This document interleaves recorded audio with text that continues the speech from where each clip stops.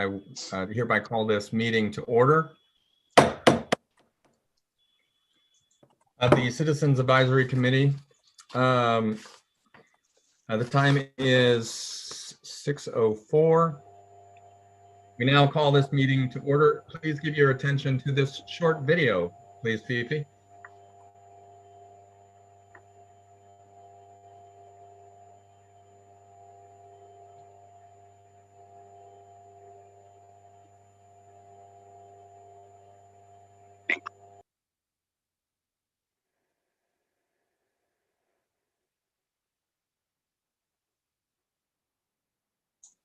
Fifi, we can't hear anything. Yeah, no audio, so sorry. Relaunch it and click the share sound button. My apologies. No worries. There we are.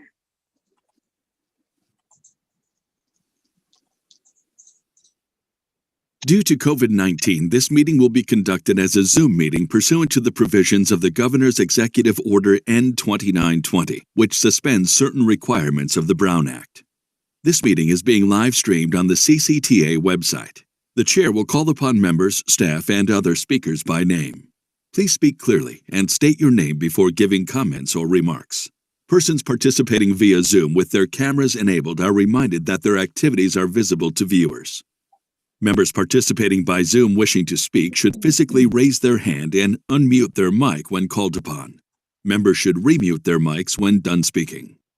Citizens participating by Zoom wishing to speak should use the Raise Hand feature or dial *9 if participating via phone, and the Chair or staff will call upon them at the appropriate time. Citizens will have 3 minutes to speak. A 30-second warning will be provided. After 3 minutes, staff will lower their hand and mute their mic.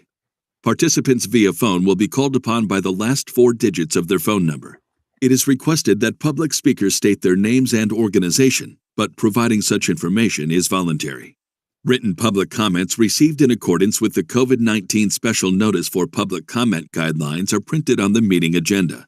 If authors of the written correspondence would like to speak, they should raise their hand and the Chair will call upon them at the appropriate time.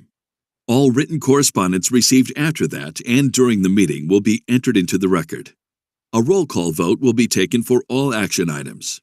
Thank you for participating in a meeting of the Contra Costa Transportation Authority.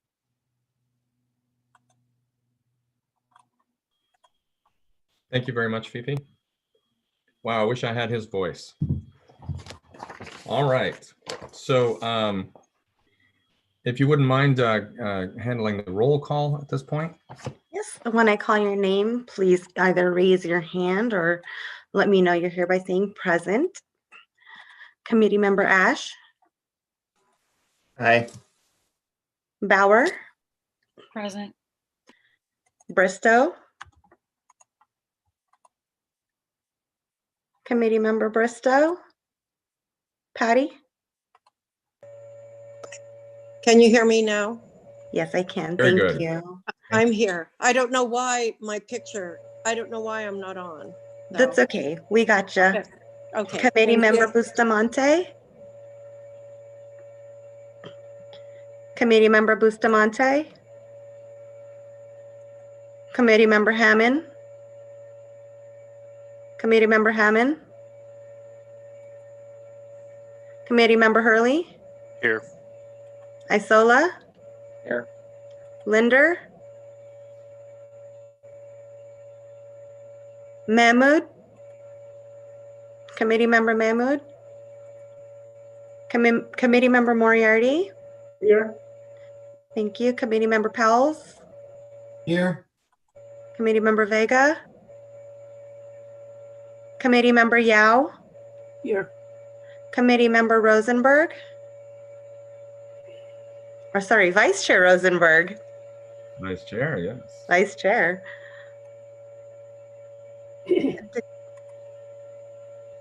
Is he present? I don't know if I see him. Yeah, I'm present. Yeah, Thank I'm you. sorry. He was waving his Okay. hand, sorry. Must be on the other screen. Thank you. And Chair Miller. Present, thank you. Okay, Chair Miller, please note that Committee Member Bustamante, Committee Member Hammond, Linder, Mahmood, Vega are all absent. Yes, and we are short. Oh, it looks like I'm- committee member Memo is entering now. Oh, cool. Zane's here. Okay. And he is connecting. Ah, there he is. He's in. Hey, Zane, can you give us a roll call? Can you say, hey, I'm here? Committee member Mahmood, are you present? Can you hear me? Yep. Yes. Yes, I'm present. Sorry, I'm a Thank little bit late. you. It's okay.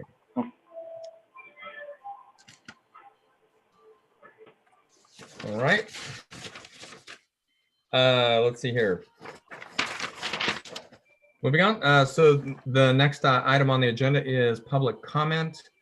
Fifi, do we have anyone who's submitted in writing or is waiting on the phone or has asked to Did speak? not receive any public comment cards, and I do not see any hands. I don't see any hands raised. Yes, I'll give it like a 10-second thing. Anyone on the who's listening on the phone, if you want to press *9 at this time, enter a 3-minute public comment.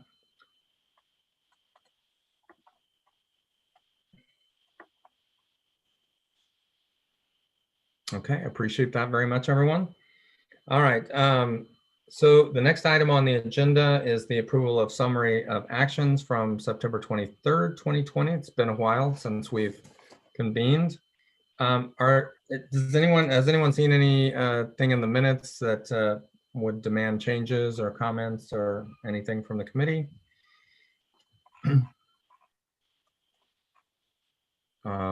Likewise, if anyone in the audience sees something that they'd like to make a comment on, please raise your hand.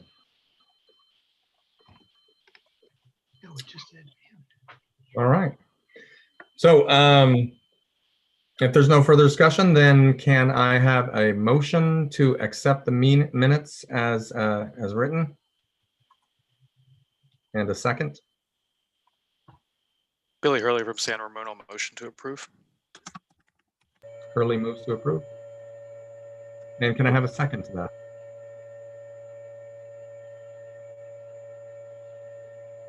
Haley Bauer, I'll second. Thank you, Ms. Bauer. All right, so it's been moved and seconded that we approve the minutes as they stand. All in favor?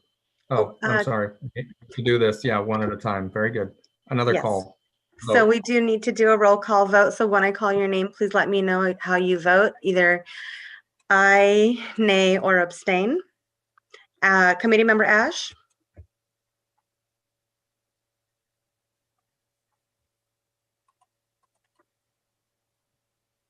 Aye.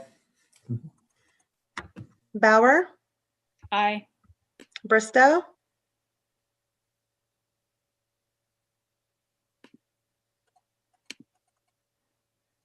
Aye.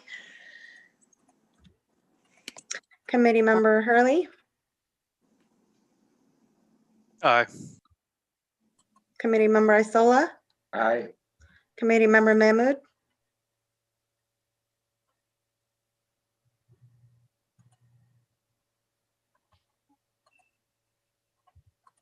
committee member Aye. Mahmood. Aye. Thank you. Committee member Moriarty, Aye. committee member Powells, Aye. committee member Yao, Aye. committee, Vice Chair Rosenberg, Aye. and Chair Miller. Aye. Motion passes unanimously by all members present. Excellent. I appreciate that, everyone. So the next item on the agenda is we have two towns here, with two cities here tonight, hopefully, San Ramon and Pittsburgh. San Ramon is up at this point on the agenda. Are representatives from the city present and available to make a presentation? Yes, good evening. Wonderful. With whom do we have the pleasure of speaking? Excuse me, did we go out of order for the presentation from Director Iwasaki? Oh, I am so sorry. You know what? I thought I saw something on the agenda about Randy. Sometimes pages have backs to them. I'm very I sorry was about that. trying to find my agenda and I couldn't, but I remembered him being first. No, I you're don't right. want to rain on Randy's parade, so I'm It's going to a do it myself. bit of a power grab there. Sorry for that, Mr. Iwasaki. So the next item is actually a farewell from Executive Director Randall Iwasaki. Randy, the floor is yours. Thank you. So I got a little emotional. I had to say goodbye. I was at the ACEC. They're our consultants. So I often say that I work for a pea shooter sized organization. We have a staff of 20. And we manage a multi-billion-dollar suite of projects and programs with 20. But we contract out about 95% of our work. And I've oftentimes asked, is that a right ratio? And I said, well, I think the proof is in the pudding. If you can deliver and still get quality and you deliver on time and under budget, those are pretty good benchmarks. And so I said goodbye to the American, this Association for Consulting Engineers. But I told them I had to come here tonight, and I wanted to say goodbye to the Citizens Advisory Committee. And I just wanted to tell all of you that, in the old days when I first got to the authority, we had a hard time. Matt used to run. I think Matt, you've run it the whole time that I've been here, right? Most of it, yeah. Yeah, and so we had a hard time getting nominees to show up to our meetings, and much like our board members. And today, thank you for volunteering and applying for these positions because they're very important. And when we tried to pass another sales tax measure, we tried to integrate the advisory committee to be more in tune with helping us with our decision making. I think that's something that you should strive for in the future is, what is your role in an amended world in the future? Because you can really help us get the word out to your constituents in your cities or towns or the county, and help us deliver the right projects at the right time for our citizens. And so I just wanted to thank you again for your service. It doesn't go unnoticed. We read the minutes, we understand that, and that's why you have 3 members of the great city of San Ramon here tonight to answer any one of your questions, because they want the return to source dollars.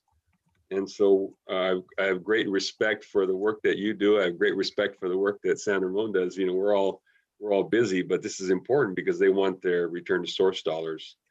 And so I would say thank you again for the time that you spent with us, and continue the great work that you're doing.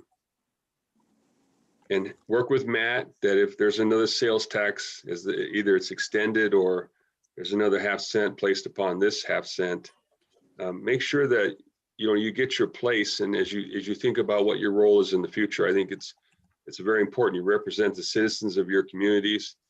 I think it's a very vital role. We need to get the word out on what we're doing, and we need to get a better input. We're trying. Lindsay Willis is our Director of External Affairs. She's trying to change the way we approach gathering data from our constituents. In the old days, we had four open houses in each of the 4 subregions of Contra Costa, and we probably had 110 people that showed up. Today we get 15. So the other day, Peter on his accessible transportation program, I think with Matt as well, I think Matt might have been there. They had a telephone town hall and they had 2,000 people on the phone for an accessible transportation program. So not all of them stayed dialed in, but 2,000 people, that's a big difference. And so hopefully, I'll be a constituent, so maybe I can complain to whoever represents Walnut Creek in the future, because I'll know the process. But once again, thank you very much for your time and service. We appreciate it. From the staff at CCTA, we really appreciate the work that you do. So thank you. I don't want to take up a lot of your time, but thank you. Randy, we're gonna miss you. Yeah, we're going to definitely miss you, and that respect and appreciation definitely goes 2 ways. You've had some incredible accomplishments during your tenure here, and you're kind of going out on the top of your game as well. Some really giant projects like Highway 4 and really big stuff. And You've made a huge impact on your community in the time that you've served. Thank you so much. You're welcome. And we're working with San Ramon to build a beautiful structure over at Bollinger. I won't be here for that, but I'll be there. Hopefully I get invited to the groundbreaking at least. All right. Thank you. Thank you, Randy. And thank you, Matt, for keeping me on schedule there. I flipped over the wrong side of the page. Appreciate that very much. It happens. All right, so the next item on the calendar is the City of San Ramon's calendar year 2018 and 2019 Growth Management Program, their compliance checklist. So Lisa Bobadilla is here to give us that overview, and welcome and thank you for coming tonight, Lisa. Very good. Well, thank you. Well, good evening, Chair Miller and members of the Citizen Advisory Committee and authority staff. I am Lisa Bobadilla. I'm the Transportation Division Manager with the City of San Ramon. I have two colleagues here with me this evening. Brian Bornstein is the city engineer. And then I also have Ryan Driscoll. Ryan is a planning associate in our community development department. So before I begin though, I do want to thank Randy Iwasaki. I mean, Randy has been here at the authority now, I think it's close to 10 years. In that 10 years, he's just done a phenomenal job with the authority. He's brought a lot of new energy in terms of new technology. San Ramon has been a recipient of a autonomous vehicle project that we did some testing with the City of San Ramon and Bishop Branch, and that was all under Randy's leadership. So, you know, on behalf of the city, we're thankful for everything that Randy has done on behalf of the citizens and the communities here in Contra Costa County. So with that, Randy did mention that San Ramon is here this evening.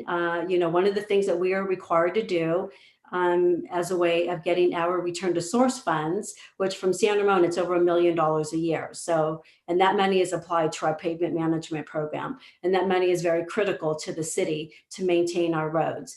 And so our annual checklist, which is, I think, Brian Bornstein, our city engineer, teased me about it today. It's over 250 pages.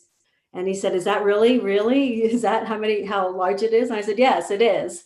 So there's a lot of work that goes into putting our biannual checklist. And it's not just within our transportation division. It's a number of departments at the city. So I do need to thank all the city staff who helped put together our checklist. And again, it's very important for us to maintain our roadways, and we apply the funding to our pavement management program. So I'm not going to go through all 250 pages of our checklist. I want to call out some highlights and bring some items to your attention. So from a regional perspective, one of the things that the authority has done for, you know, since its inception in 1988 is really hone in on regional transportation and regional collaboration, regional coordination, and regional participation. And San Ramon has really led some of the efforts to work with our partners, both at the Tri-Valley as well as within the SWAT region. And so some of the things that we've done in San Ramon recently, or perhaps in the calendar year 18 and 19, is we are members of two regional transportation planning committees. We are the City of San Ramon, the town of Danville, and the unincorporated areas of Contra Costa County, particularly Alamo. We belong to the Southwest Area Transportation Committee, and then we also belong to the Tri-Valley Transportation Council. So as a member of the Tri-Valley Transportation Council, or TVTC, in 2018, we circulated a request for proposals to do a Tri-Valley Nexus study. So that Nexus study is currently underway. And what that Nexus study will do is we are reviewing all of the regional Tri-Valley transportation projects. We're looking at the growth, the projected growth forecast for population and employment for the next 10 to 15 years. And we're developing a new project list to address the increase in residential and employment population over the next 20 years. So that Nexus study is currently underway. Matt Kelly and his counterpart at the ACTC, or Alameda County Transportation Commission, they've been working with us on our land use model and doing all the modeling data. And so we're currently working with TVTC on the Nexus study. When we come back to the CAC in 2 years, we'll have an update for you on the Nexus study.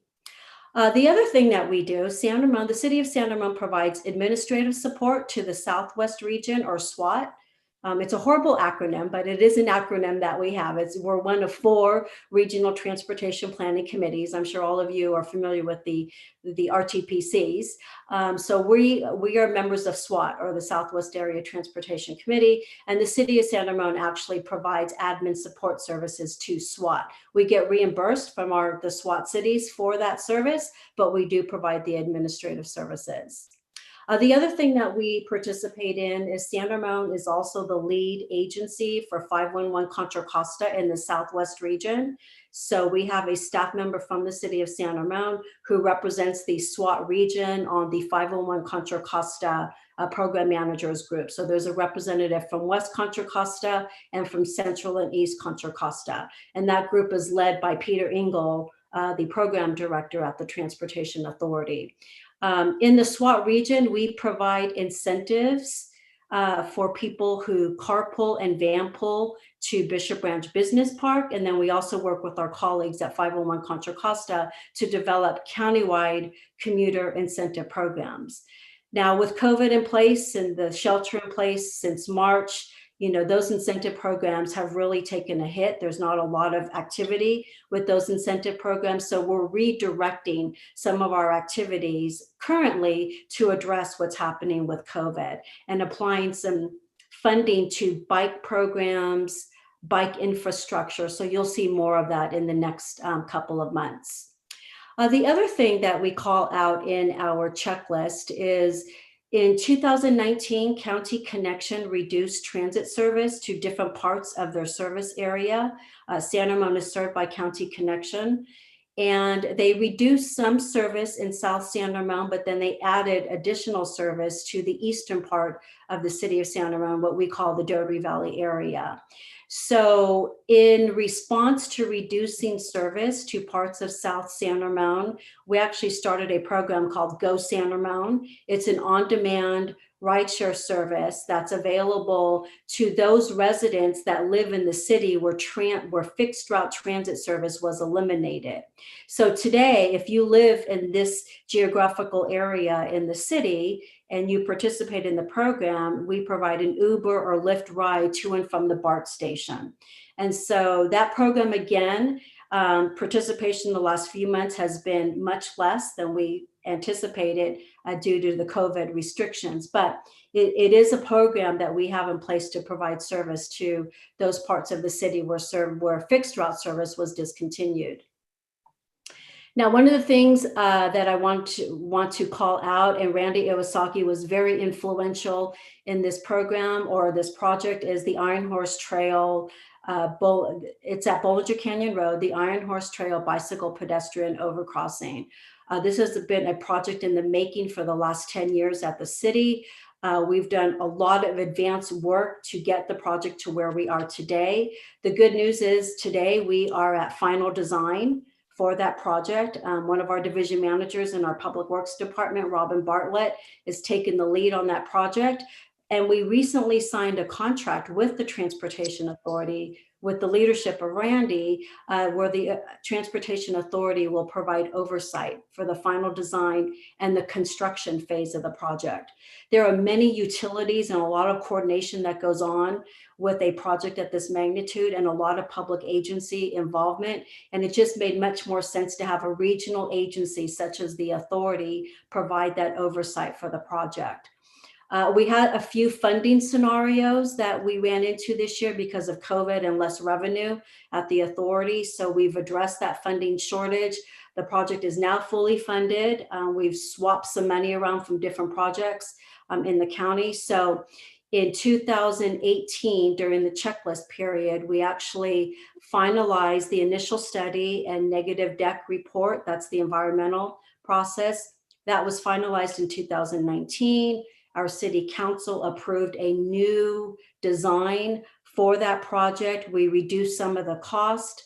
And so today the project is in final design, and we are looking at the end of the day, a project at $20.8 million. We hope to start construction in 2022.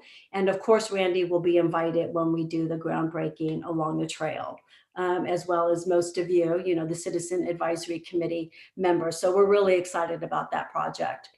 The other thing that happened in 2018 was we appointed a council member from the city of Santa Rosa to the Innovate 680 project. I think all of you have heard Innovate 680. It's a project that the Transportation Authority has taken the lead on. So Councilmember Perkins is the Santa Rosa representative on Innovate 680. Brian Bornstein, our city engineer, who's with us this evening, and myself, we represent the city on the Technical Advisory Committee. So we're really thrilled that this project is moving forward and start to see some infrastructure improvements and some new technology implemented along the I-680 corridor. So those are some of the regional items and regional projects that we're working on at the local level. The city of Santa Ramon has 2 advisory committees related to transportation. We have our Transportation Advisory Committee. One of your committee members, Billy Hurley, is the chair of our City Transportation Advisory Committee. So Billy's been very engaged in local transportation at the city. I want to thank him for all of his work in helping us address local transportation issues. I'm sure you can't imagine that there aren't any local transportation issues that come up at all, right? So Billy does a really good job with helping us handle our local residential traffic calming program. We also have a TDM, or Transportation Demand Management Advisory Committee. That committee is made up of 5 members of the Santa Rosa business community, and they work with the city to help us establish and implement TDM or rideshare programs to reduce the single occupant vehicles that are coming to the branch business park. The other thing that we're really proud of, and this is really under the direction of Brian Bornstein, our city engineer, is we adopted a bike master plan in 2016. Our city council adopted that plan after about an 18-month process to develop that plan. And in 2018 and 2019, we started installing a significant amount of bike infrastructure throughout the city. We've got 32,830 feet of new buffered bike lanes throughout the city. It's a capital improvement project. We've installed 8,729 feet of green conflict zones on collector and arterial roadways throughout the city. We have a bike box installed near our new city center, and we have a significant amount of projects on the horizon that addresses projects in our bike master plan. So we're pretty proud of the work that we've been doing with our bike master plan. The other thing that we are working on as well, we have a traffic safety education program called Santa Rosa Valley Street Smarts. This program addresses traffic safety. We work directly with the school sites in San Ramon to promote traffic safety, bike and ped education. It's actually another regional program. We work in concert with the town of Danville and Contra Costa County on that program, and it's incorporated into our Safe Routes to School program at the city. The other item in our checklist is our housing element that's been adopted by the state of California. Ryan is here to address any questions that may come up with respect to our housing element. And then we had a general plan amendment that was done in 2019. We updated the economic element of our general plan. The economic element in the city's general plan actually refocuses all of our retail strategy and relocate retail to the core of the city or to areas in the city where we have high traffic, high visibility, and we relocated 782 housing units from different parts of the city into the core of the city. And when we say the core of the city, that really is where our city center is located. It's between Bollinger Canyon Road and Crow Canyon along Camino Ramon. And it's an area where we're really focused on building housing, multifamily housing in that core rather than spread throughout the rest of the city. And Ryan can address any questions if there are any regarding that. The other item that is not in our checklist, it was brought to our attention today, is we have another general plan amendment. It's regarding our MUD's property. I'll turn that over to Ryan Driscoll. He can give you an update on that. But in terms of transportation, what I've covered is an update of where we are with respect to regional transportation, regional coordination. Our capital improvement program projects are all listed in the checklist that we've submitted. And so we're here to answer any questions that you may have. I'm here, Brian, and if you would like, we can have Ryan introduce the general plan amendment that we are going to modify our checklist and have that submitted before it goes to the authority commissioners next Wednesday. So that concludes my presentation. I'll turn it over to Ryan if you just want to provide a brief update, Ryan, on the general plan amendment for the committee members. Thank you, Lisa. Good evening. So the general plan amendment was approved in October 2019 by the City Council. It was a consolidated general plan amendment for a general plan land use designation change to the MUD's property at 10 Boardwalk Place from office to park, and also amended the location of the urban growth boundary by 15 acres at the laborer's property at 1001 West Side Drive to reflect the existing built urban conditions at the laborer's training facility, which was designated public, semi-public. So the urban growth boundary did not contemplate or include any new or proposed development. It simply was amended to accommodate the existing built development at the laborer's property. I'll turn back over to Lisa. Okay, very good. Thank you, Ryan. Really appreciate you and Brian here this evening. So that concludes Sanderson's presentation of our calendar year 18-19 checklist, and we're here to answer any questions, but thank you for your time.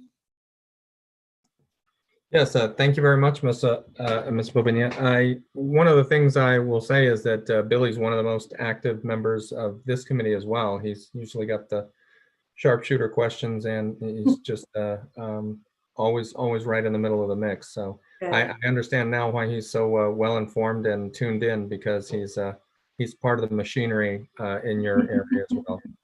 I grew up in the, or I didn't grow up, but when I moved out from New Mexico to this area, I lived off of Doherty in Dublin, and then I bought a condominium off of Crow Canyon in San Ramon. Okay. I'm pretty familiar with the areas. The first thing that always came to mind, because I lived off of Doherty, was the Iron Horse Trail. And it sounds like you guys ramped up your spending into the bike master plan just in time for the unforeseen, when because my understanding is traffic levels on the Iron Horse are during just normal work days are at record levels. Is that consistent with what you've been observing?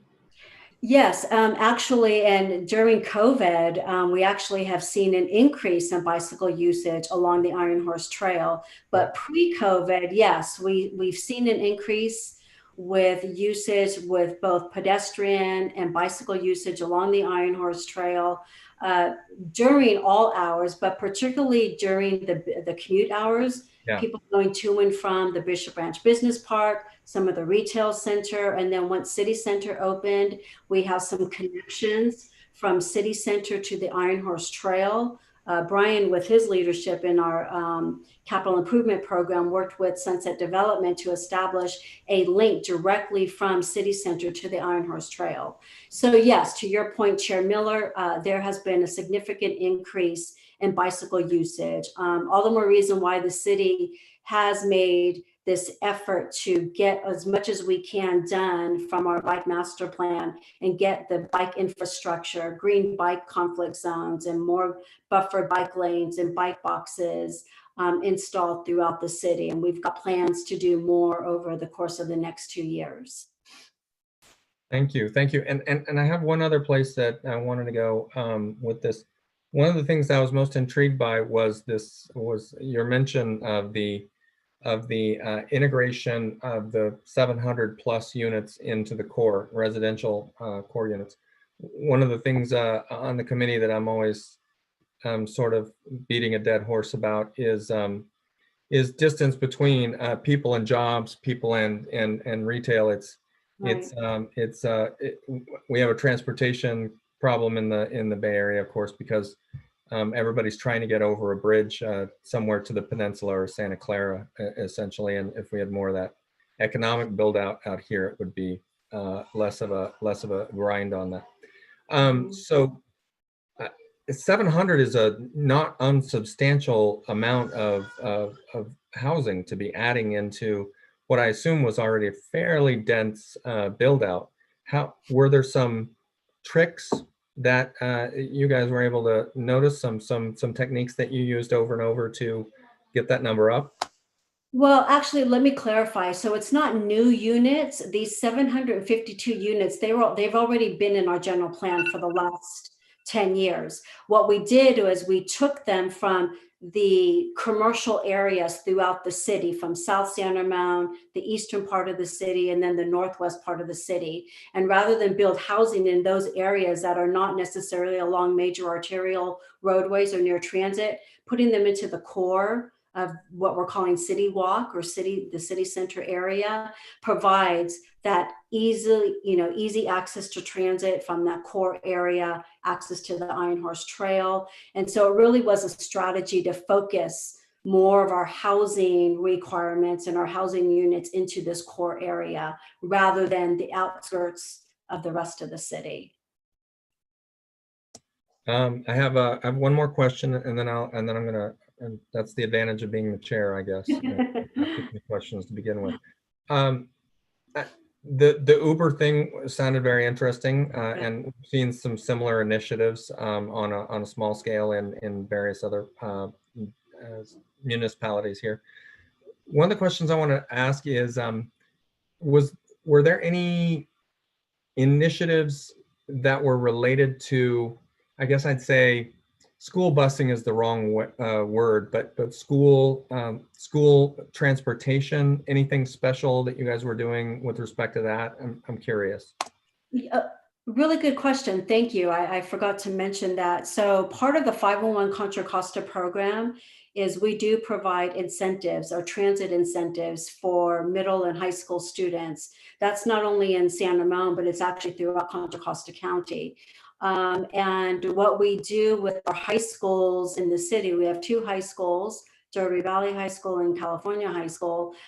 We actually work very closely with the school district to promote those transit incentive programs to students. We actually have a high ridership, particularly at Derby Valley High School, where actually County Connection brings a feeder bus during school hours to get the extra students, if you will, onto a second bus. And so, sorry, here I got a notice from our IT department. They're going to do work on our computers. Let me close this here. Yes, so we do work with the school sites to encourage students to ride public transit. We have a high number of students who ride public transit. We're really proud of that. We also have a traffic congestion relief program, or TRAFICS. It's actually funded through Measure J, and it is a joint powers authority with the city, the town of Danville, Contra Costa County, and the San Ramon Valley Unified School District. So we provide 24 school buses to school sites throughout the San Ramon Valley where we have experienced the highest amount of traffic congestion. This is done through traffic studies that were done 8 to 10 years ago. That program has been in place for about 10 years now, so I don't call it out in our checklist. But it has been a very successful program. On average, we have about 1,700 students who ride those buses. That program is on hold right now because of COVID and the virtual learning. But last year we had our highest participation rate with 1,794 students actually registered for the program. You guys are doing something right there. That really is. It really is a program that we're very proud of, and it goes to show what you can do when you work with your partners, because it certainly is not a program that would be sustainable if it was just the city, right? So working with the town of Danville, the school district, and Contra Costa County, the Joint Powers Authority includes all of the elected officials from those agencies. And so they work together. We get about $1.6 million a year from Measure J to operate the program, and so this is all Measure J money. We do get parent contribution, but the bulk of it is subsidized by Measure J. But we have been able to demonstrate significant traffic reduction at some of these corridors throughout the San Ramon Valley.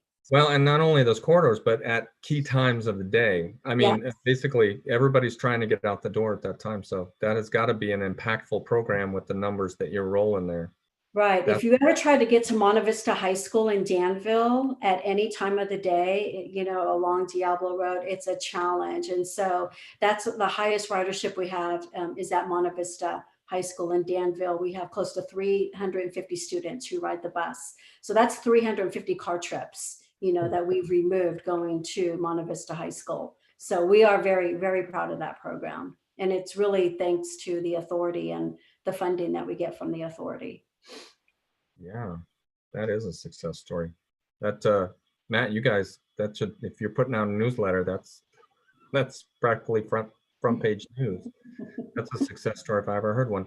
I appreciate that, and I could take up the entire night talking to you guys about the housing element because I'm super curious, but I won't. I promise. Are you guys the first to get a housing element approved in the region?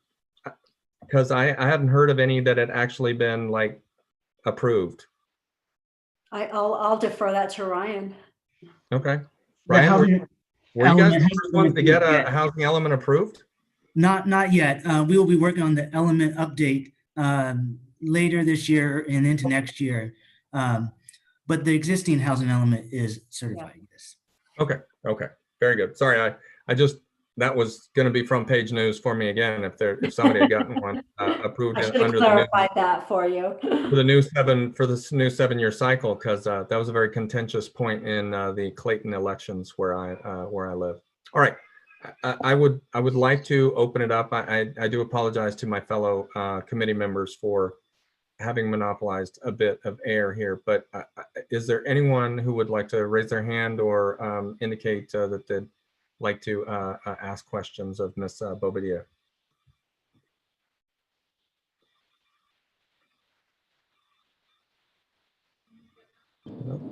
I'm driving. It's Zane here from Oakley. I can't raise my hand because the phone won't let me click it. So that's okay, Zane. Go ahead, Mr. Mahmood.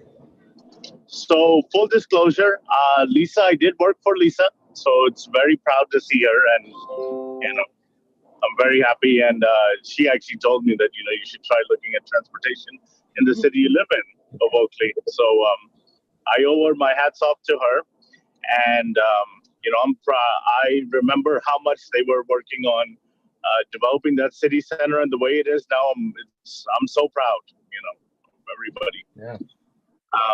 I did have one question. I was a little bit curious with what happened in COVID, with all the companies that are switching to work from home, all the students that are work from home. The way we built our transit systems was built to feed on the 680. The way we built I had actually personally worked with Lisa in transportation demand management. So just curiosity, did we maybe reconfigure things in different programs? So hi, Zane, it's good to see you. So yes, we've made some changes to the TDM incentives to deal with COVID. And then we have also with City Center and with Bishop Branch with the City Walk project, we also have placed some conditions of approval for the City Walk project where we are requiring the developer to implement shuttle service and other TDM programs. And so there have been some changes. Right now, though, with COVID, we are looking at reallocating some of the TDM funding to programs that are more useful during this, during the COVID period. And then the 501 Contra Costa staff in the next couple of months will go back and hopefully look at re-engaging the business community in some of these incentive programs moving forward. Lisa, I figured it's going to be something like that. And also, I'm kind of glad that all the Iron Horse trails and all the bike paths that you guys been building, they're built out so that way inner city, maybe we can push people to take the bike on the inner city short trips, and that might be big. You know? Yes, absolutely. Yep. Good seeing you, boss. Thank you, Zane. Good to see you. Fantastic. Any other questions?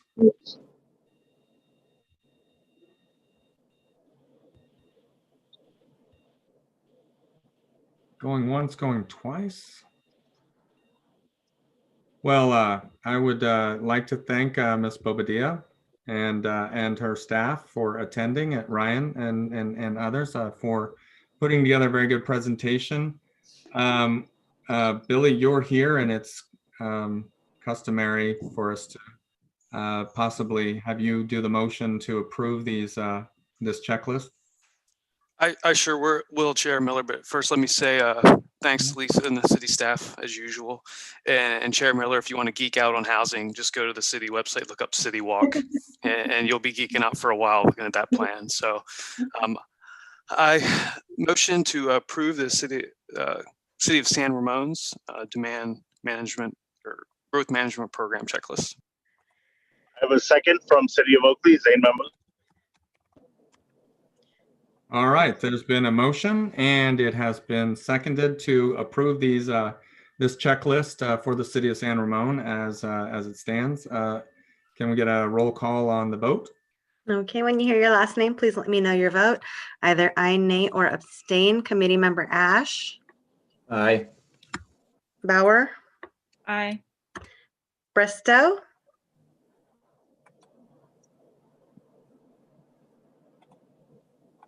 Committee member Bristow. Aye. Thank you. Committee member Hurley. Aye. Isola. Aye. Mahmood. Aye. Moriarty. Aye. Powles. Aye. Yao. Aye. Vice Chair Rosenberg. Aye. Chair Miller. An enthusiastic aye. Motion passes unanimously by all members present. Wonderful. And well Thank you deserved. very much. Well deserved. Keep it up. Thank you. Thank you. Happy holidays. To you too. Thank you. All right. I will move on to my agenda. So let's see.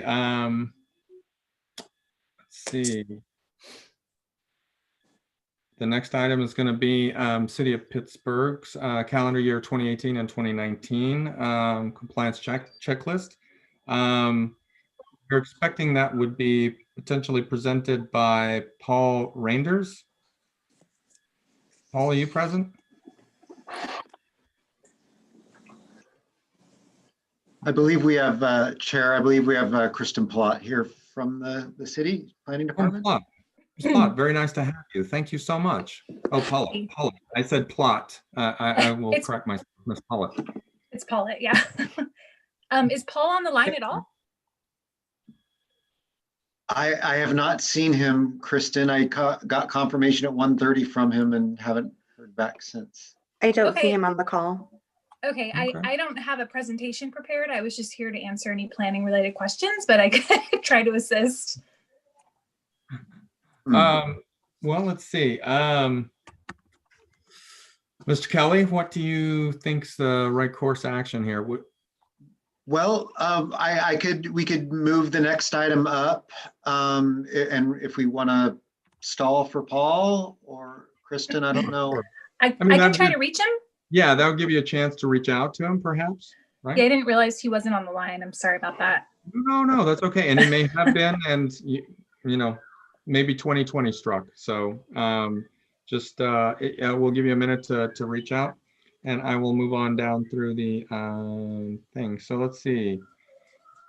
Oh, good deal. And of course, Matt knew that he was coming up. So the next item on the agenda is an update from our staff member, Matt Kelly, on the GMP task force and induced travel by senior transportation planner. Matt, take it away. Thank you, Chair Miller. Let's see if I can select the right screen here. When you've got dual screens, it doesn't always pick the right one. Can you see the full presentation? Yes. Great. So I'm here to talk to you about what our growth management program task force has been up to since June is when I last updated you on their activities. And so let me move through here. Okay, so back in June when I came to you, we talked about what they had done to date. So I'm just going to summarize that for folks who weren't here back in June. So at that point in time, they were working on developing a policy to address vehicle miles traveled in the growth management program, and that was to respond to the passage of Senate Bill 743, which basically said in CEQA you can no longer analyze transportation impacts with level of service. You have to do it with vehicle miles traveled. So a state law that we had to that was incorporated into the growth management program. So we had to change the growth management program to reflect the change in state law. So we developed a set of metrics that the cities can use. And just for reference, this is when our local jurisdictions are analyzing a land use development, whether it be a residential development or a commercial development. This is the guidance for how they analyze the transportation impacts for those developments. So we came up with metrics the cities can use related to VMT screening. So where cities can screen projects out from further analysis because of their VMT footprints, how they can mitigate projects down to those thresholds, lower the VMT for projects, and then sample mitigations that will lower those VMT impacts. So we took that policy to the board in July. It was adopted, and now we are updating our growth management program documents to reflect all these changes. And that second bullet there, once again, as before, with level of service, jurisdictions will need to demonstrate compliance with this policy through their checklist submittal, what you are approving. So when you look in item 2 in the action or in the checklist, that's where the cities talk about how they are analyzing projects and whether they are doing it in compliance with the growth management program, technical procedures, and the action plans. So that's where they're demonstrating that they are compliant with our policies. Okay, so that's what I talked to you about last time. Now I'll give you a quick update on what we've been up to since and where we're headed. So just a reminder, all these updates came from our a series of workshops we did with the 20 planning directors from around the county. And then we convened the growth management task force to guide all that. And I'll say Kristen, who's here for the city of Pittsburgh tonight, serves on the task force, and Lisa Bobadilla, who was here earlier, does as well. So we're updating the growth management program implementation guide to reflect all these new policy changes.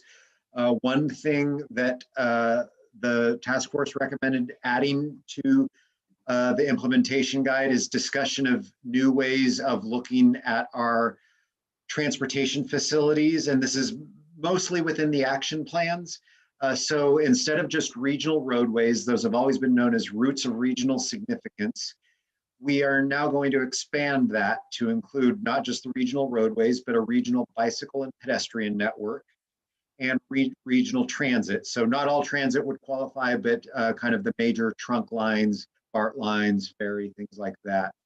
And those would apply to specific routes, specific paths and roadways, and we develop performance measures that go along with those. And then we decided to have some non-modal topics for the action plans, and that would include equity, climate change, and safety. And so those would be kind of global metrics we look at for the action plan as a whole, not for a specific route. You know, we're not going to say, oh,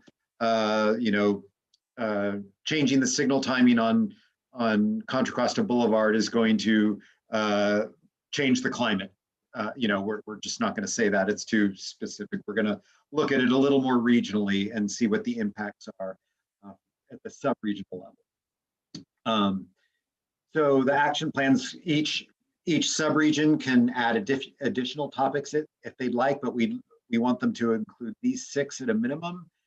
But the RTPCs would continue to have discretion on what type of metrics they apply to the facilities, what goals they apply, and those actions. And the actions are projects, basically, that can be used as mitigation from development.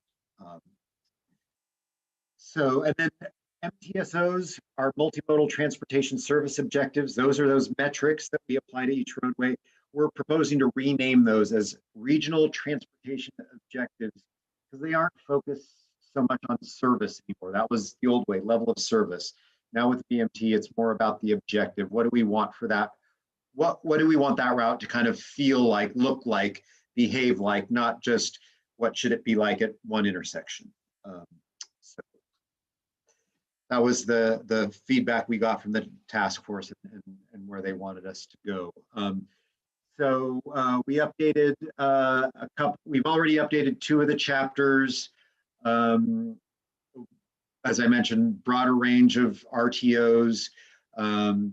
We've asked the different RTPCs to work together when there's a facility in common that crosses the regional boundary, like on Iron Horse Trail, like a BART line, like a 680 or 4, one of those facilities that cross a lot of the subregions. So they should be working together to come up with a consistent measure. And then we've added examples of some of these types of objectives. And then we've just added more detail on what type of projects need to be evaluated and described in the guide. Like I said, we were focusing on the action plan update process. So we've developed this new flow chart that documents that. I'm not going to get into it in too much detail, but it basically just walks the subregions through the process of updating their action plans and then how that feeds up to the authority and our countywide transportation plan. And as you'll see in a couple of slides, this is something we'll be undertaking shortly. Oh, this slide. Where we're headed with this, in January, we will be taking this around to the RTPCs, telling them about the proposed changes and getting their feedback. Then we'll be coming back to the authority board and planning committee for their approval. Throughout the winter, we'll be updating our technical procedures. That spells out like, how does a traffic engineer analyze the VMT from a new project? Very specific things like that. So it's technical in nature and usually used by consultants and city engineers and planners. And so we'll just keep updating that in the remaining chapters in the guide.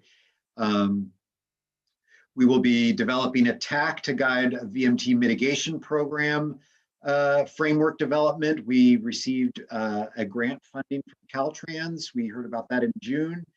And we're going to bring a consultant on in January or February and start that process. So that'll be a countywide framework to mitigate VMT for both land use projects and transportation projects. So we'll report back to you on how that goes over the process of that. And then later next year, we will start updating the action plans. Each RTPC will do that. There's 5 action plans spread around the county, and CCTA will be supporting that effort. So then I just wanted to talk about the induced travel. I was a little disappointed. Member Linder isn't here tonight because she, a few months ago, specifically asked for a presentation on induced travel. I'll make this available to her.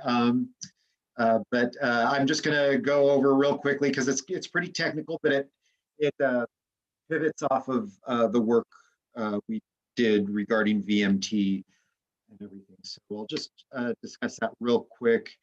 And if you want more detail, I can dive in for you. What is induced travel? Induced travel is basically when a project adds VMT. It's you build a transportation facility, and for whatever reason, it creates new traffic, new trips, new mileage in a car, basically. So there's a couple ways that can happen. On the left there, you're seeing how a new facility, and this here is supposed to be a bridge over a river. You've got Town A and Town B, and they used to have to go on this long winding road across the river. But now this, let's say the county is building this new bridge between the two cities. Well, what that does is it causes new developments, these little plops here to pop up all over the place and add new traffic because of this new connection.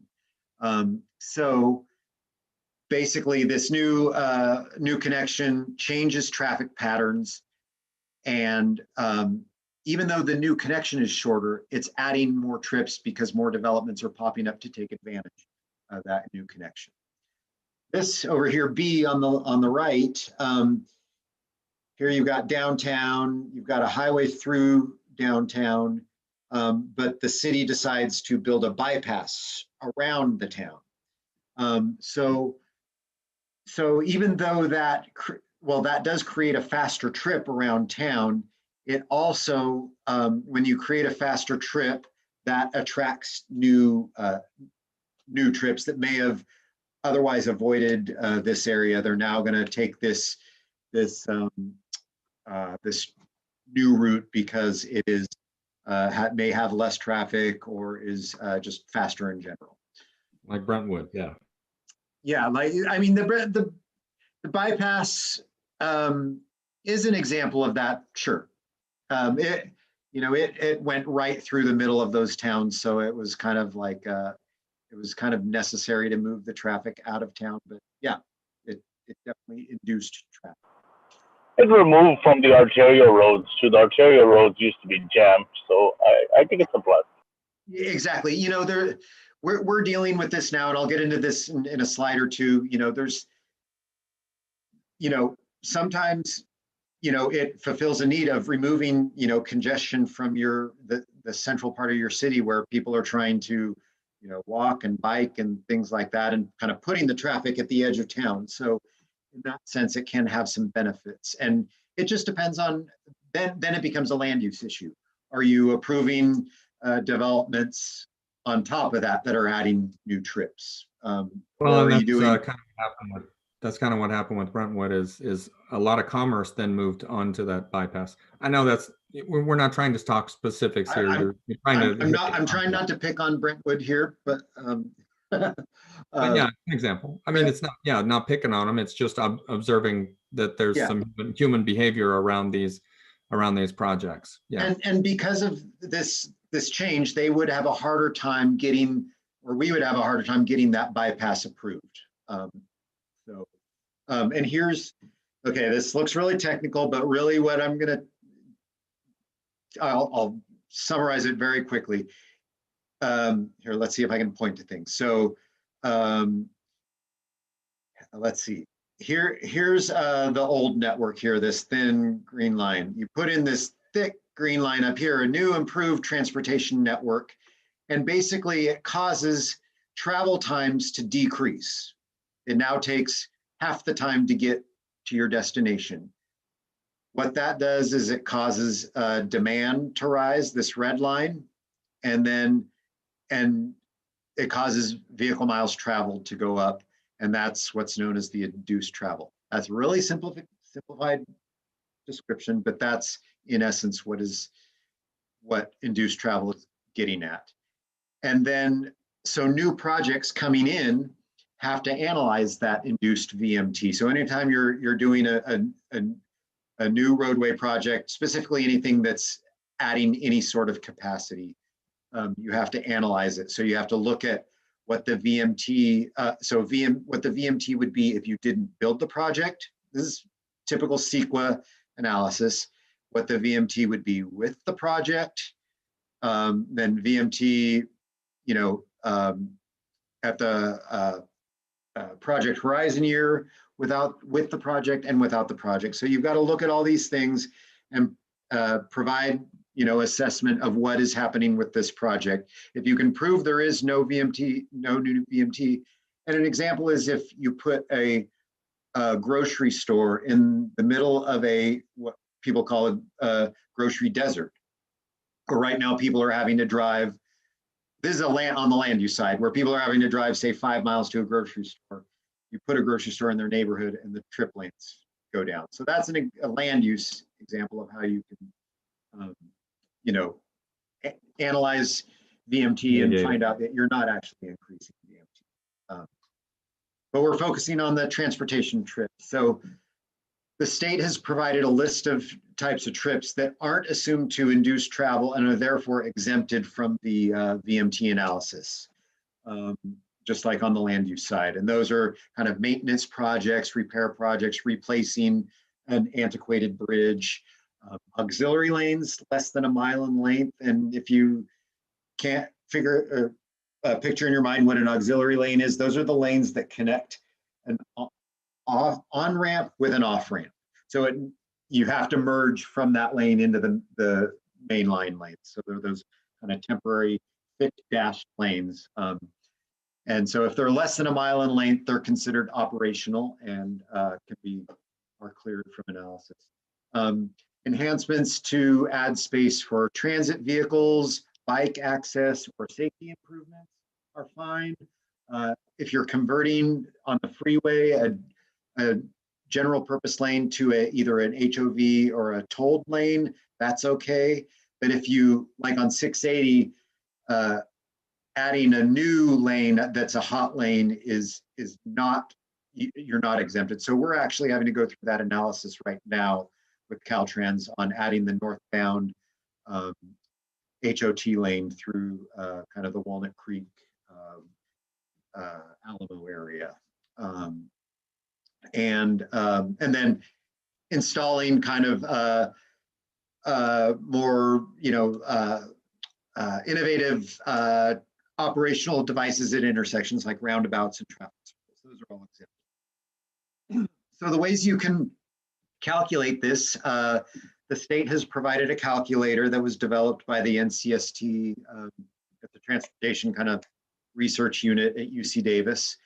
They use an elasticity model where basically they apply an elasticity, which is assumed to be 1%. If you increase the number of roadway lane miles by 1%, you can expect a 1% increase in the amount of traffic. So it's a fairly crude calculator, and it looks at the different regions and different estimates for different regions, but that's one option. The other option is to use a regional travel demand model. We have one that we maintain, and we use that, and it puts out VMT, it puts out trip length, mode shift, can calculate those route changes, and can identify newly generated trips. So that we use that as opposed to the NCST calculator.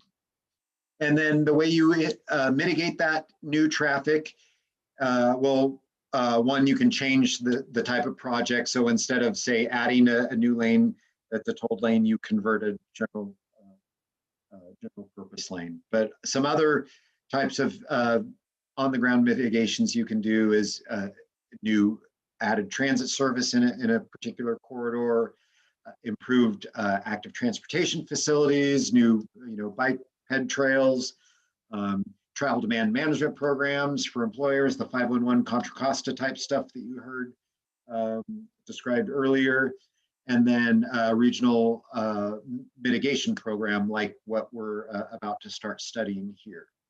And then whatever you do needs to be measurable. You need to be able to measure how much VMT you're reducing to make it,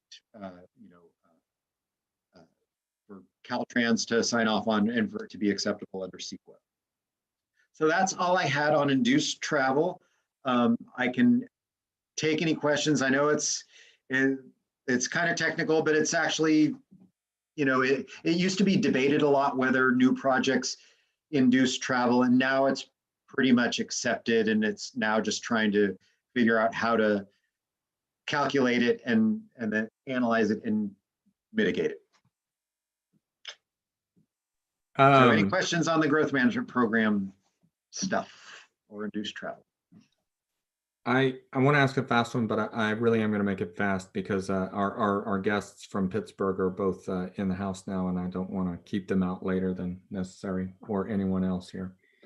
But one of the things I was going to say is I could see where, for example, this might be used as a rationale to not improve a corridor like the Ignacio Valley commute route, based on the concept that if it made it easier to get, say, from Highway 4 through over to 680, it might induce more trips. Right now, it's a fairly pessimized route. I would say that the Concord side is pretty bad on the light timings and stuff like that. So it's painful. Signal timings are actually exempted. So I should have included that on my list. There's a list of about 50 different things that are exempted, and things like timing. You can even add a turn lane at an intersection. You just can't add throughput capacity. A whole lane. A lane. Okay. A new lane. Yeah. Okay. Thank you. Is there anyone else who has a question for Matt about this presentation? Thank you, guys. Thanks very much for that, Matt. That was not a concept I was familiar with. That was good. I appreciate the prezo. You can thank Member Linder. All right, and with that, then let us resume back to, let's see, it appears that Mr. Renders might be with us. Paul, are you on the line with us?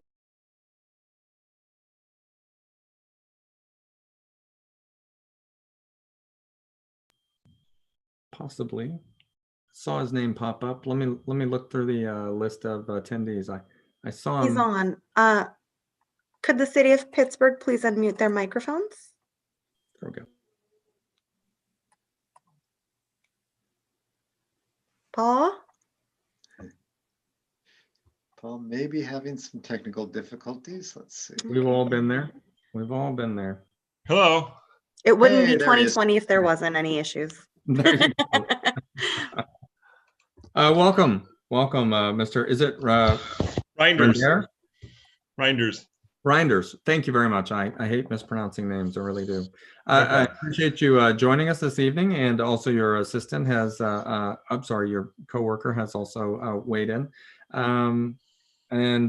We usually entertain some sort of overview of some of the uses that you've had for the money, for the Measure J money over this time, and any improvements that you've made in your infrastructure. If you'd care to comment. Sure. Well, as far as the money, most, if not all of our money goes to pavement, rehabilitation and maintenance. Again, we combine it with the SB1 funds. Let me see it back with these funds. I think we did some major overlays on our arterials, West Leland Road and Leverage Road. And that's about the bulk of what we spend our money on is pavement maintenance and rehabilitation. Very good, very good. I just wonder, any traffic signal work as well, or any traffic signal timing improvements? Just curious. Yes. Actually, what we do is we kind of cycle through all our arterials and we synchronize the signal timings on our arterials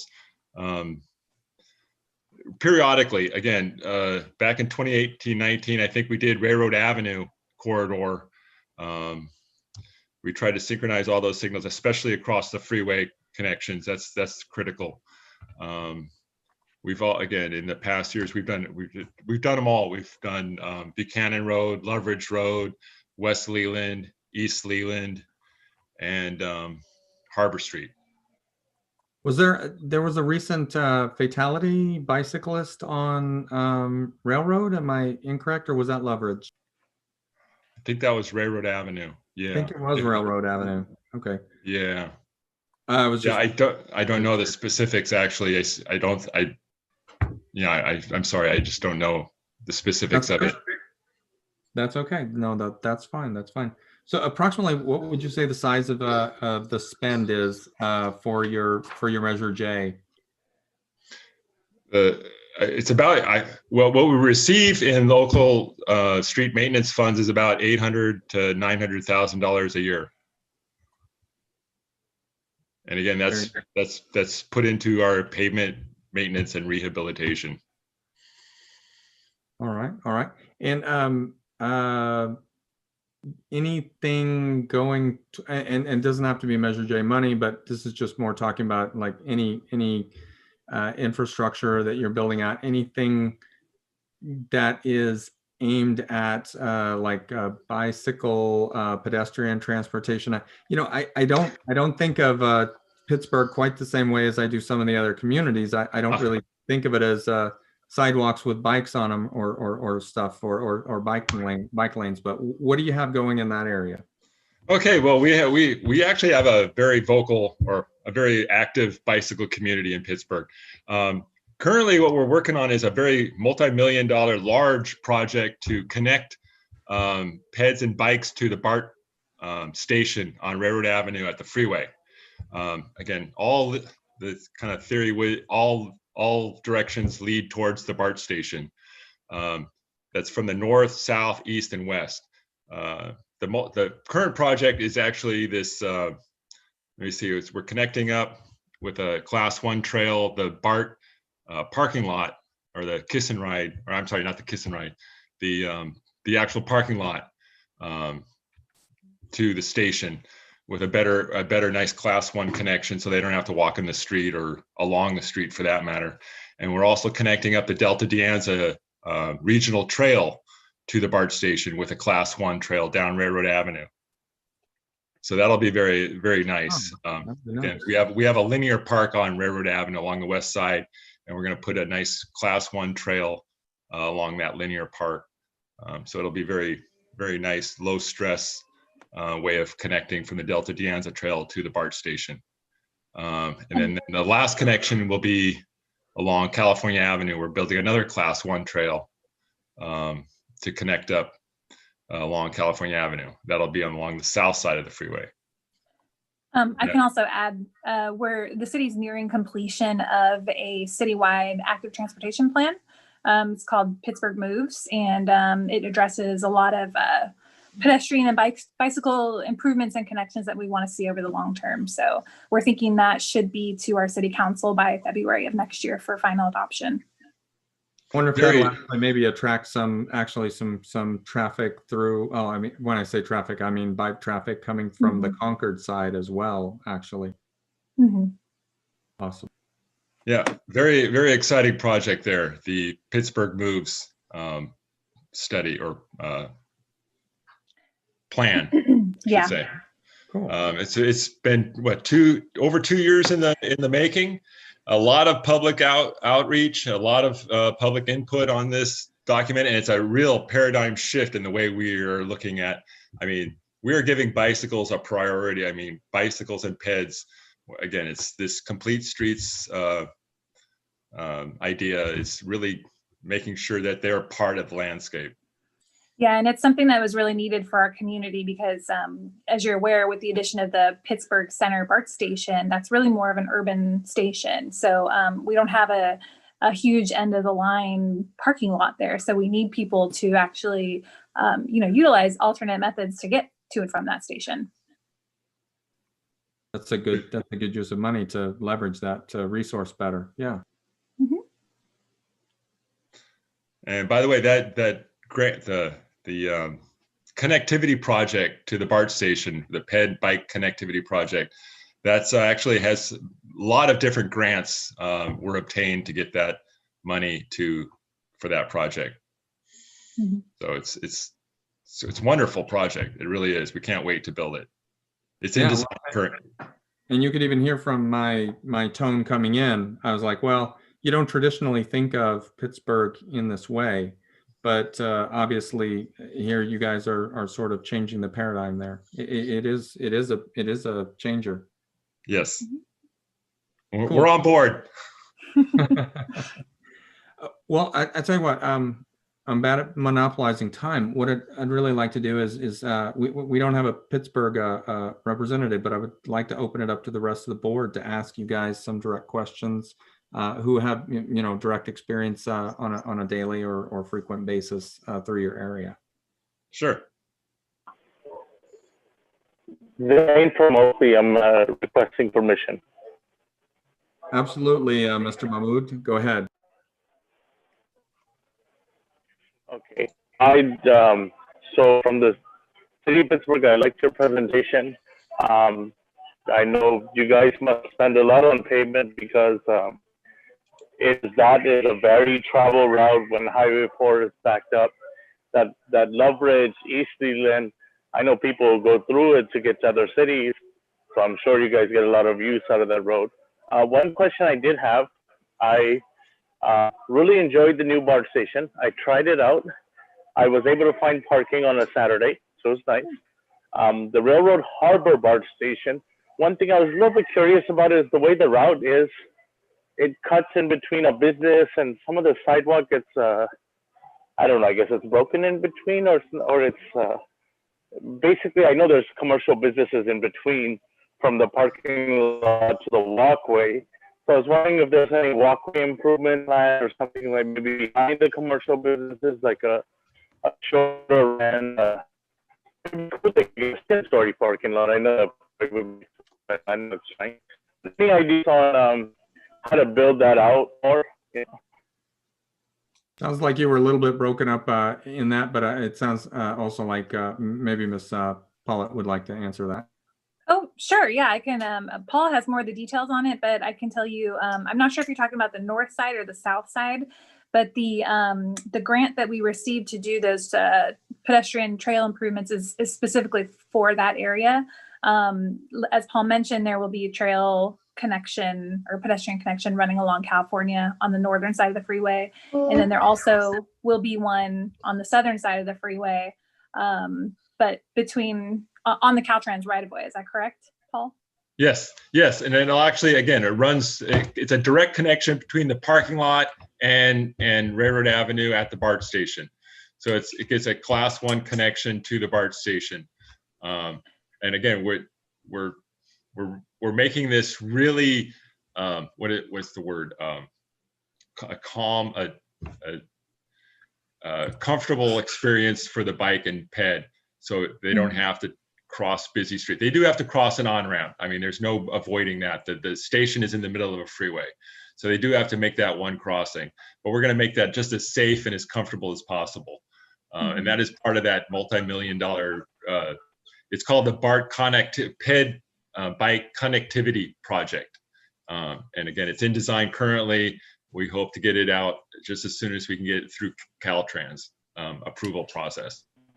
Yeah, and from a development perspective as well, we have TOD development that is envisioned for that area, and we've got a RFP that's actually out for mixed-use style development right at the corner of Railroad Avenue and Bliss, which would be kind of right in the heart of this area. So, we do have an interested developer, so we're thinking that we will have something hopefully moving forward within the next, year or so.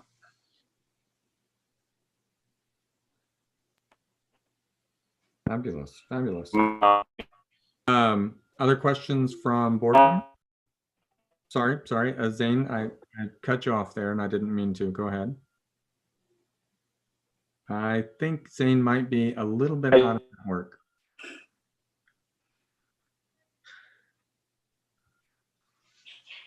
Yeah, Zane, you're breaking up a little bit too much, partner, unfortunately. I think I'm going to defer to other members of the committee for the time being.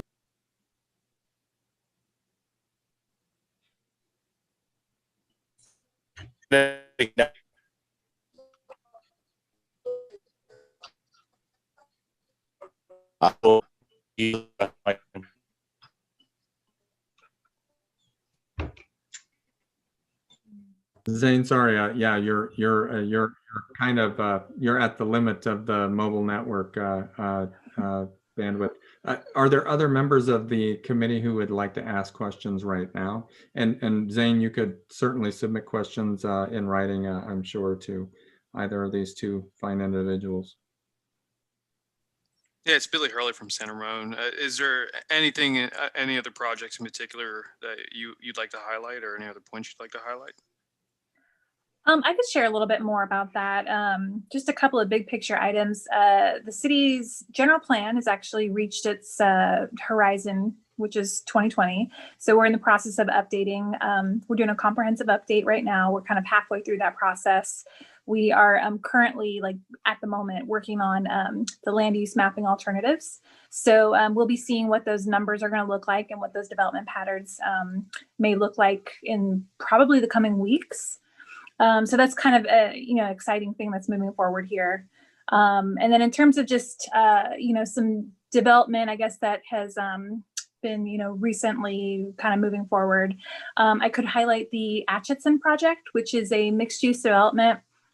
It's located on Railroad Avenue. It's a former Ford dealership that is being redeveloped into a mixed use project, and it's for mixed income as well. So it's, a variety of different incomes that would be there.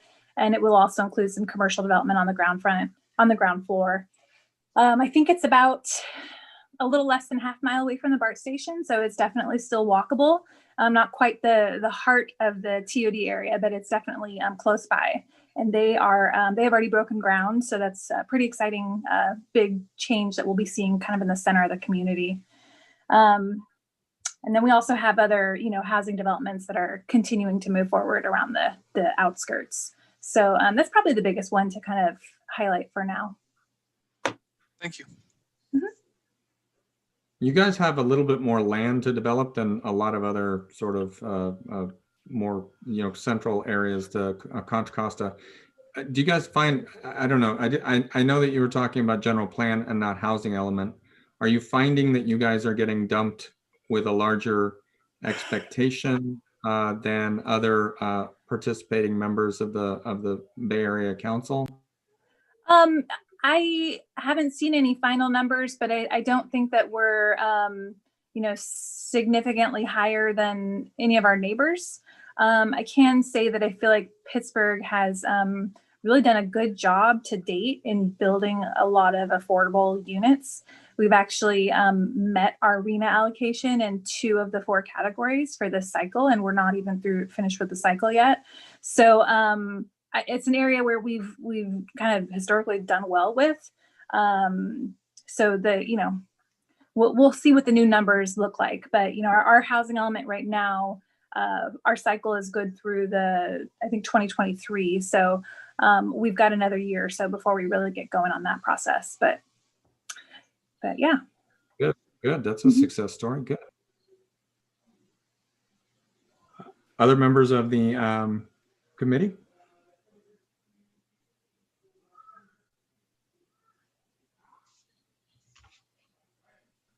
All right. love the awkward silences, that Zoom gives us. Thank you. Thank you, COVID-19. But no, this is good. We've appreciated having you guys here. Now, it turns out right now we don't have a committee member who is serving from the Pittsburgh area. However, and the Concord member is not here tonight. So I'm right over the hill from you guys, and I'm your closest ally, as it were. So I would like to make a motion to accept the checklist as submitted. Can I get a second on that motion? Seconded, Brad Powell's from Hercules. Thank you. All right, there's a motion and it has been seconded, so I will turn over to Fifi for a vote roll call. Please let me know your vote by stating either aye, nay, or abstain. Committee member Ash, Aye. Bauer, Aye. Bristow, committee member Bristow, how do you vote?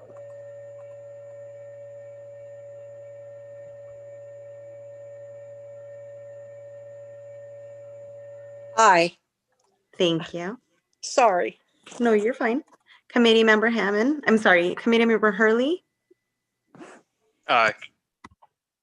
Isola, Aye. Mahmood,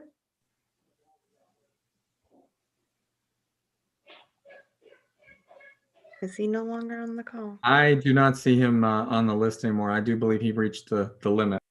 Okay. Committee member Moriarty, Aye. Powell's, Aye. Yao, Aye. Vice Chair Rosenberg, Aye. Chair Miller. Aye. Motion passes unanimously by all members present. Thanks very much, Mr. Reinders and Ms. Pollock. We appreciate you attending, and I feel like I learned a little bit about Pittsburgh's development that I didn't realize was going on. So we appreciate that glimpse. Thank you. Yeah, thank you. Thank you so much. You betcha. All right. A relief for, I'm sure, several of the members. We're closing in on the end here. Of course, we've gone through Matt's good presentation, and now we move on to like the comments and notes from reports. Let's go. Are there any general comments from the committee, news articles that were newsworthy, or something related to our work here on the committee that someone would like to speak about? Chair Miller, just want to point out that there is a article in the correspondence talks a little bit about Director Iwasaki's departure, but also kind of what he's done for the authority and kind of established us in the construction community. We'll check that out. Everyone should read that. Yep. If there are others, raise a hand or say something.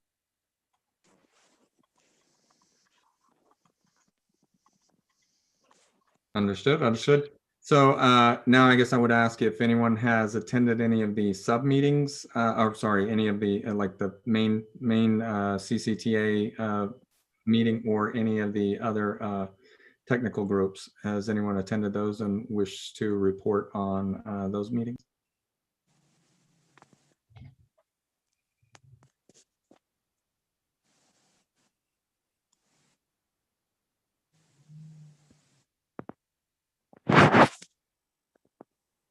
All right. In that case, yes, well, actually, I guess we'd get to correspondence and communications. You pointed out there's the correspondence with relating to Randy's contributions, and I think that's a bit of it for that. Let me ask if anyone has any suggestions for our staff members about additional topics or, that they would like to see at future CAC agendas.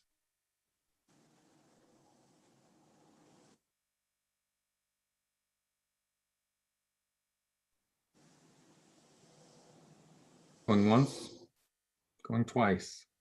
We've still got a pretty good list to work through, so we'll keep the items coming. I don't think there's, yeah, I was going to say, we're not suffering from a dearth of topics to cover. So very good, very good. All right. Well, with that, I would, unless there are any objections, I would like to move that we adjourn for until our next regular meeting.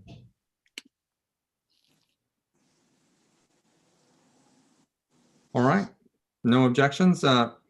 Then this meeting is adjourned, and I appreciate everyone attending this evening and participating and doing the business of our